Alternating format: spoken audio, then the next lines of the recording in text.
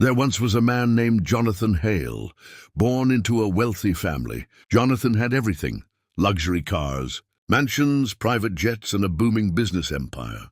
He believed he was untouchable, living high above the clouds, where he thought he'd always stay. But pride has a way of blinding men.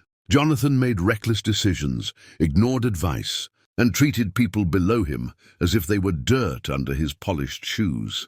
Slowly, deals began to fall through. Investors left. His empire, once towering above the world, began to crumble like sand slipping through fingers. In less than a year, Jonathan lost everything. His bank accounts were empty, his homes repossessed. Friends vanished.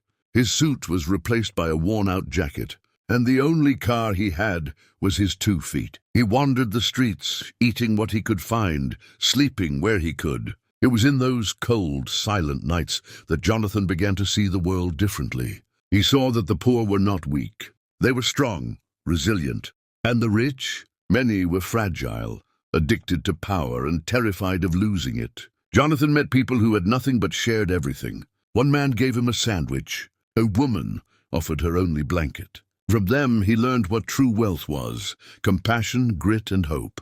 With a new mindset, Jonathan began again. He worked small jobs, saved every cent, and never forgot those who helped him. He started a modest business, not for greed, but for purpose. Slowly it grew. Years passed, and Jonathan rose again, not as a man who looked down on others, but one who lifted them up. He became wealthy, but this time in more than money. He hired the homeless, mentored the young, and rebuilt lives, not just his own. In the end, the man who once ruled the world had to lose everything to understand its true value. Because in Jonathan's story, the one who was rich became poor, and the one who was poor became truly rich.